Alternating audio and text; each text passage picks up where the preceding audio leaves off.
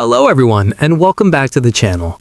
In today's video, I'm going to show you how to add money to your Monzo account step by step so you can top up your personal, joint, or business account quickly and securely. First, open the Monzo app on your phone. Once you're in, look for the option to add money. Monzo makes this super easy with easy bank transfer, so you don't have to remember your account details or worry about typing anything incorrectly. Next, select the bank you want to transfer money from. Enter the amount you'd like to add to your Monzo account. When you're ready, Monzo will take you securely to your other bank so you can approve the transfer. If you're logged into your other bank's app, the process is even faster because you won't have to enter your login details manually. The transfer uses Faster Payments, which is the secure payments network in the UK, so your money usually arrives instantly.